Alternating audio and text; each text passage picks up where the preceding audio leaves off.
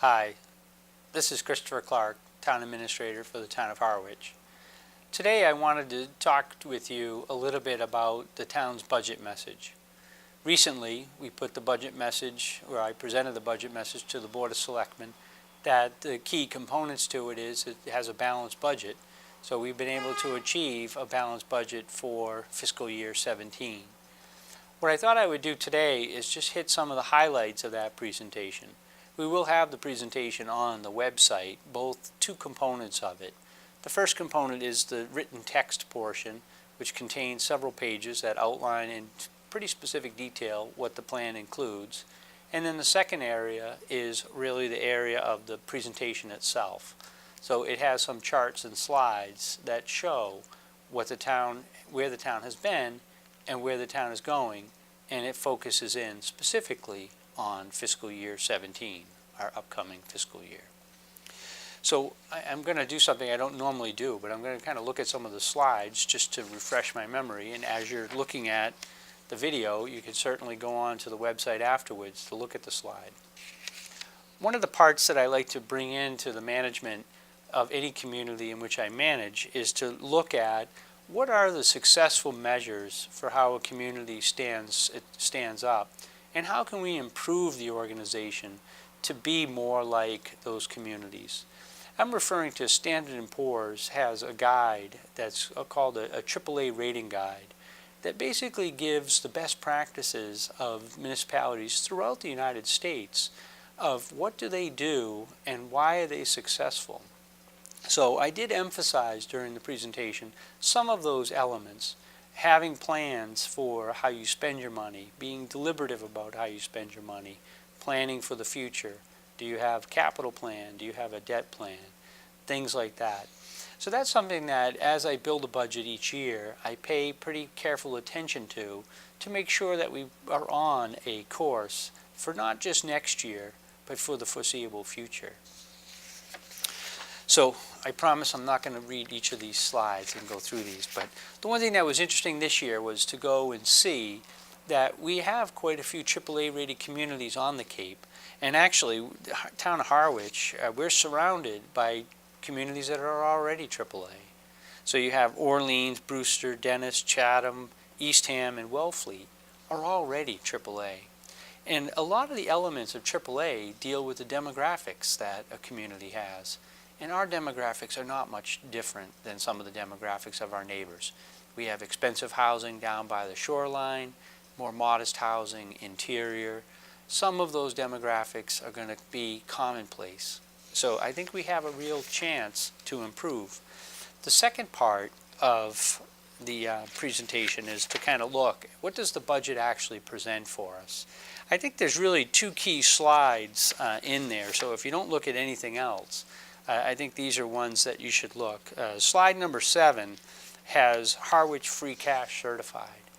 We've talked on some of these. What does free cash mean? Free cash basically means at the end of the year, it's a tally up. How did the town do? Did we underestimate our revenues and the revenues came in higher than we anticipated? Did we turn back money in the departments? And then they total that up. It was actually interesting to learn the other night that the last year that we had a high year was in fiscal year 2003, in which free cash was almost $4 million. But out of that $4 million, apparently what I learned was $2 million of that was committed to the operating budget, to salaries. And you can't do that. That has negative ramifications, as was seen. I think it was in 2005, there was an override that was needed to kind of keep the town going. But we have $4 million that we just recently got certified. And those are due to some one-time factors and due to estimated revenue higher than we had anticipated and higher turnbacks than we had anticipated.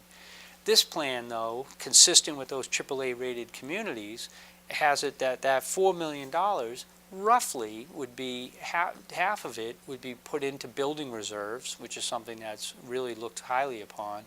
And then second would be the other half would be used to fund capital. Both of those are sound ideas for AAA rated communities, and that's what this plan includes. In terms of one of the things too in the time that I've been here is that there's been a lot of pent-up demand for services. So we have been able to have some limited expansion to our organization. Generally, when you're in government, at least the theory that I like to espouse, is that you want to build very slowly and deliberatively. And if you can do within the resources that you have in terms of personnel, it's best to do that, again, if you can.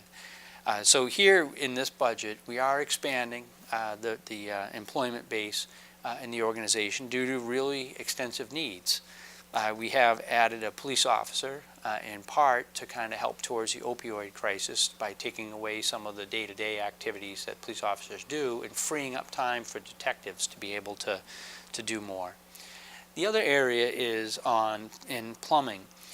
We have a very good facility maintenance director, and I think of the beginnings of a very good facility maintenance department, but we do need resources to keep on top of it. So the one, I think they submitted about 5 or 6 people in DPW in total, and we were able to fund one in this budget. And the most highest critical need that was expressed to me was to have a plumber. So we were able to fund the plumber position. Also, to kind of fulfill a commitment that had been started, is we have the library open. The library last year was approved and was open for 10 months of the year, excluding summer, so it was linked to the school year. This year we've increased the funding, at least in this plan, to go for having it open for 12 months. So during the summertime it will be open, not just during the school year.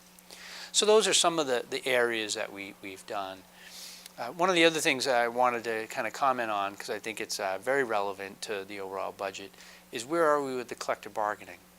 I think that the collective bargaining, the town has 8 collective bargaining units.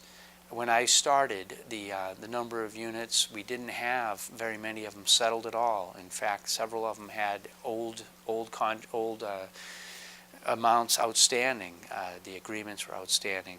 We've been able to get everybody up to date for FY15, so we got everybody up to date on FY15, and then really we wanted to look at 16 and beyond. And this past year we've been able to get 7 out of the 8 settled through 16 and into 17 even. So we have 7 out of 8. The only reason why that 8th one's not done is because we have a few issues that we need to kind of hammer out in those discussions. I don't think there's anything really super controversial, just a little bit of work and time that needs to go in. So I think that we've laid out. And why is that significant? When you have a budget that has such a large percentage of it related to salaries, you want to keep that salary cost as kind of a known commodity. And most of the settlements, I see all the settlements, have come up at about 2%. So that 2% per year creates a great level of stability going forward and predictability to the budget process. A couple other highlights. I have my counterpart back there is giving me my high sign that I'm coming up on 10 minutes. I just wanted to talk about 2 things. One was the debt structure. I think a couple of our slides really show, slide 22 and 23, really show what does it look like to try to absorb some of the sewer debt into the budget. And when you take a growth line like we have with Proposition 2.5, we generally increase our budget by about 3 to 3.5% just based upon Proposition 2.5. How do we keep that spending of large priorities within that? And we do have a chart that shows how the first, I think, 5 years of the sewer plan can be implemented and stay reasonably within that target level. And then lastly, as I had alluded to, I wanted to talk, I know I've talked in the past about capital, but I wanted to talk, well, actually let me talk about capital a little bit. In this plan we do have debt exclusions. We have 3 debt exclusions that are being recommended. We did use, as I indicated, a lot of the free cash to fund the capital, but we weren't able to fund everything. So the 3 debt exclusions, and this is down significantly. I think the last 2 years I've been here we've had 8 or 9 ballot questions. What's being put forth to the selectmen for consideration is only 3, but 3 very important items. So we have the Saquatucket Harbor water side, the actual construction. Last year the townspeople voted to do the design. Now the construction is up. And then we have our 5-year road maintenance program. Each of the years that I've been here, we've dedicated some money. Last year we were a little higher on Chapter 90, so we have to kind of balance that off. We spent about 1.4 million, half from Chapter 90, and then 700,000 would come from the voters to continue to maintain our roads. And then the third one, really one of the most significant ones, is we have funded quite a bit already of the wastewater improvement plan that was sometimes referred to as the 208 plan or the CWMP, the Comprehensive Wastewater Management Plan for Harwich. And we are continuing to work to do that.